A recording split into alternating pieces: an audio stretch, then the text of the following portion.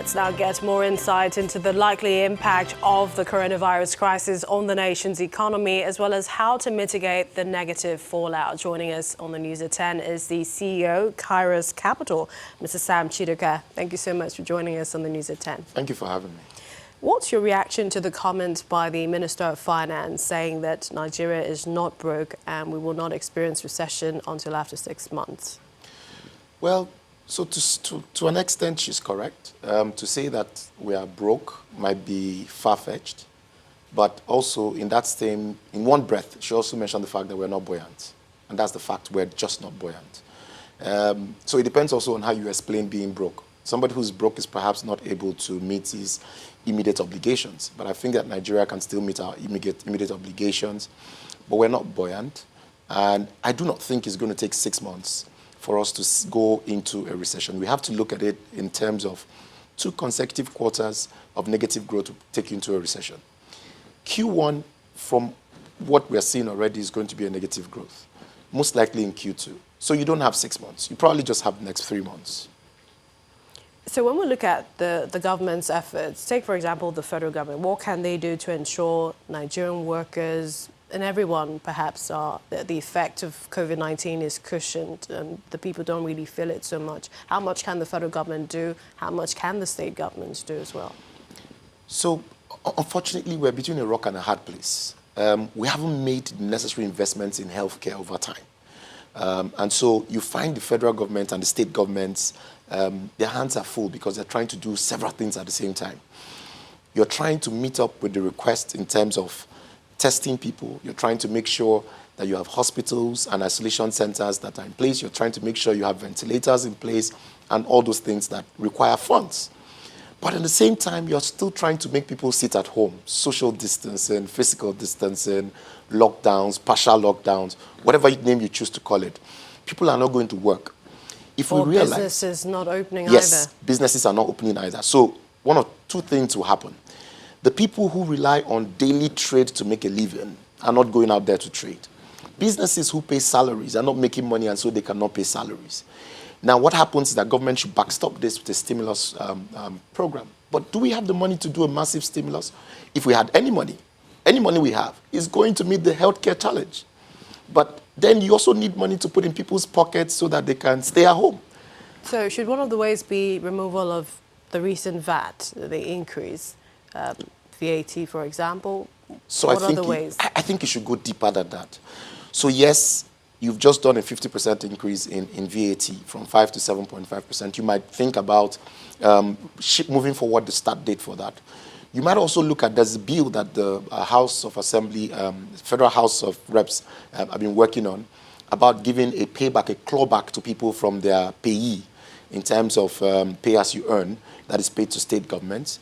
But you know also that the state governments have spent the monies already, so federal government has come to backstop them. But does federal government have the money? That's another conversation. So you might also want to look at putting cash in people's hands. There's a statistics that we have about 40 million people with BVN numbers in BVN in Nigeria. You might think about how do you get cash to them. There are people who have gone on all these programs, social intervention programs that federal government has done, Empower and all of that. So you might think about how you use those tools to begin to put money in people's hands. But the greater question is, do we have the money? I give you an example. So India is doing $22 billion in stimulus. That is 5% of our GDP. And that is 60% of our external reserves. Can we make such expenses? No, we can't. We haven't got such money. So if we were to say a situation where coronavirus, we hope it doesn't, exceed 6 months, what do you think will happen to Nigeria's economy? So the first thing we see is that there's going to be a recession if we continue that long. Okay, so there is a prognosis that world economies will grow with less than 2%. So whatever your projection was, you're going to get less than 2% of that in terms of, or you're going to grow, if you were 4%, you're going to grow at 2%. So there's going to be a 2% drop in growth of world GDPs. Nigeria is currently growing at 2%. So if there is a 2% drop, what you're invariably saying is that Nigeria is going to go negative. And once we go negative, it's going to be going back to 2016 time when we were in, when we had negative growth for 5 consecutive quarters, right? And if we go back there, it's going to be dire times for our economy. And remember, in 2016, it was easier to get other countries to help. Now every country is battling the same thing. So if we're looking at cutting expenditure, and if we were to start with the government, is the National Assembly a place to start? What areas? So every area. You don't have a choice. You just have to. So now what needs to happen is, assuming that the coronavirus pandemic continues, now you cannot deal with this using only monetary policy. We've seen in recent past where the monetary policy part of our economic planning has been more upbeat than the fiscal policies. Government expenditure has to drastically reduce. We have to find a way of stop financing the lifestyle of people in leadership. Whether it's the National Assembly, whether it's, well, the judiciary cannot be called because they also need funding anyways. But between the executive and the legislature, there must be drastic cuts. This is the time for everybody to tighten their belts. Will the minimum wage be affected? It'll be tough for states. Where are they going to get the money from? Last month, the last FAC allocation went down by 10%. So it's expected with oil at $24 per barrel. FAC will continue to go down. If FAC continues to go down, the states don't have money. If they don't have money, they will even find it difficult to pay the old minimum wage. How much more do you want? I'd like to thank you, Mr. Sam Chidoka. I hope it's really not all gloom, but thank you so much, CEO Kairos Capital, for joining us on this issue of the pandemic. Thank you.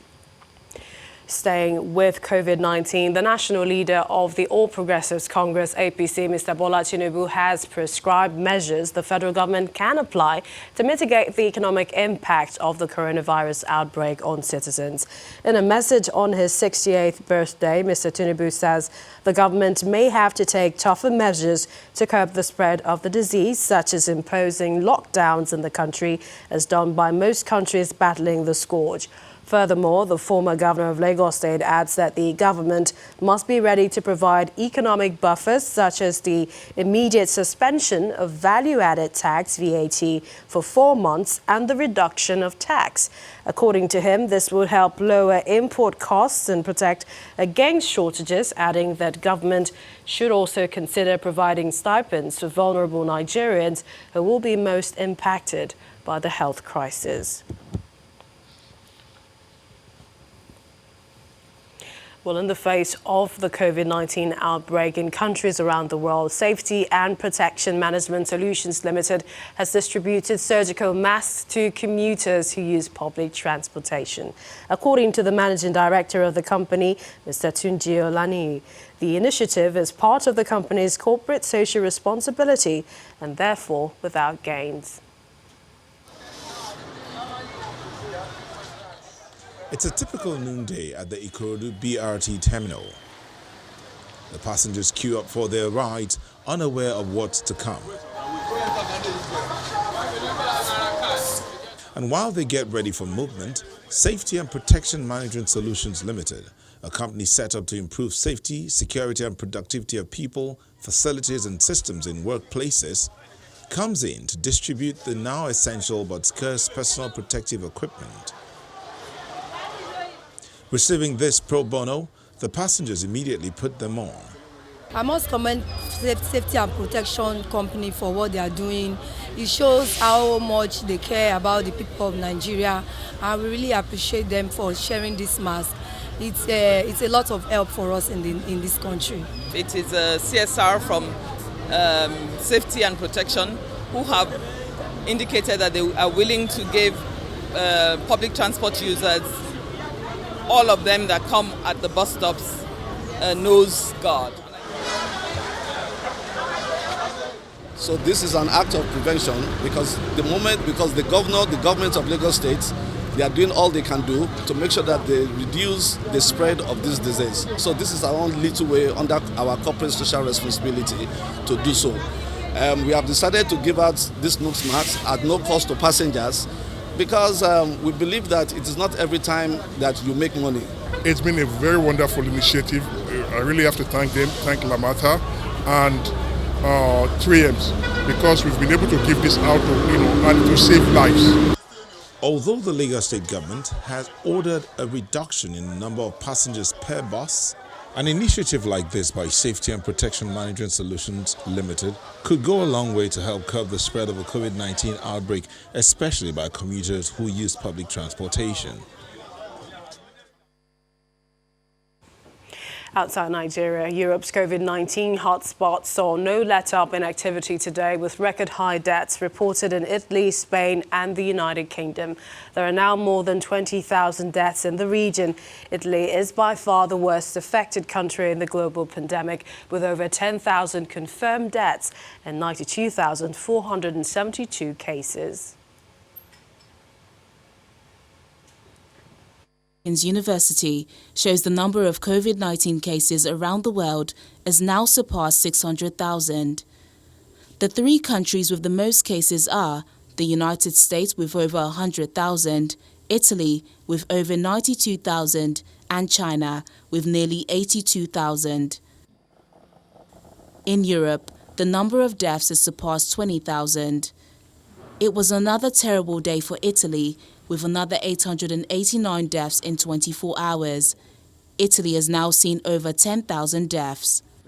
In Spain, the death toll has now exceeded 5,000 after 832 more fatalities were reported there in the past 24 hours. Meanwhile, in the UK, the number of people to have died with the coronavirus has reached 1,000. According to officials, Prime Minister Boris Johnson, who tested positive to the virus on Friday, is still leading the fight against COVID-19. The Prime Minister is showing mild symptoms. He continues to lead the government's effort in combating COVID-19. This morning he held a video conference call, and he will continue to lead right from the front on this.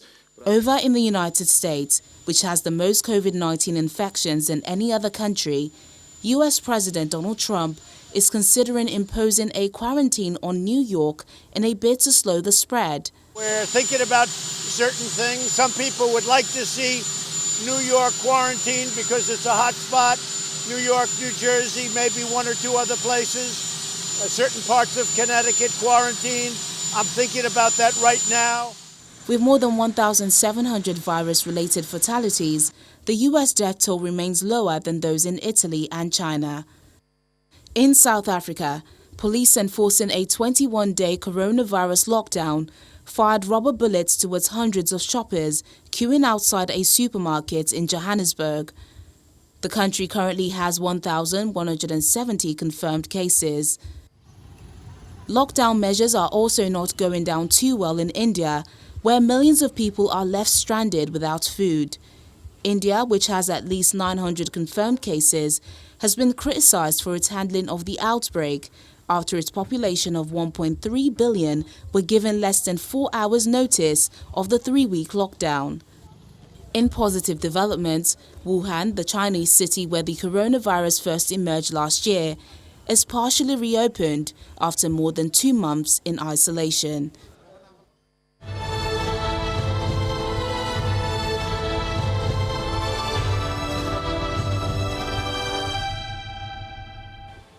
It's time for some business news now. Here's Teniola Shubawale.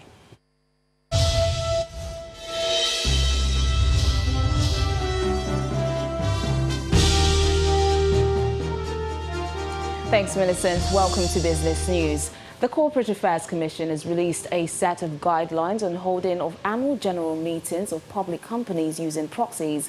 The development is born out of the company's board's decision to go ahead with their annual meetings as scheduled in spite of COVID-19 pandemic. According to the Corporate Affairs Commission, such companies are required to obtain approval from the CAC before the meetings, with applications made available to any of its branches nationwide. Post-approval, notice of meeting and proxy form must be sent to shareholders and the CAC represented at the meeting, while companies are to limit conversations to ordinary business. While the proxies may not be members of the company, a further breakdown of the guideline shows that invitations shall be issued at the company's expense, as well as stamp duties, which must be prepaid by the company. The Commission adds that quorum will be determined by each duly completed proxy form and counted as one.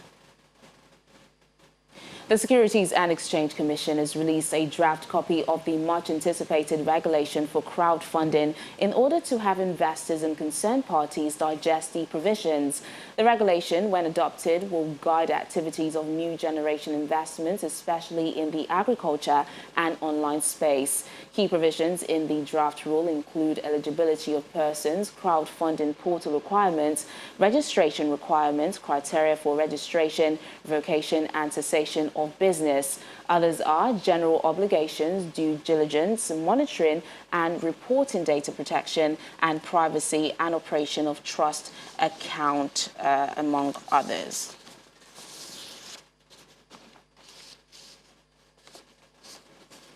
Following the trends from the past couple of weeks, the key benchmark of the stock exchange declined by 1.52% week on week, rounding off at 21,861.78 points, with an equity capitalization that settled limit up by 11.4 trillion naira. Major drivers of the decline were seen across all sectors, excluding the banking stocks and the insurance segment.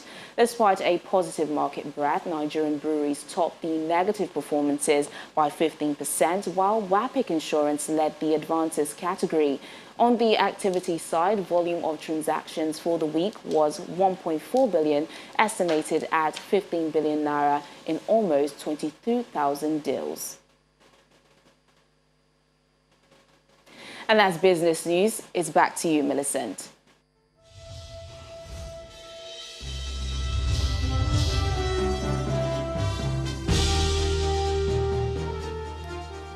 Thank you, Taniola. Still ahead on the news at 10, Manchester City signed over use of the Etihad Stadium to the United Kingdom National Health Service for training of volunteers in the ongoing fight against COVID-19. Please stay with us.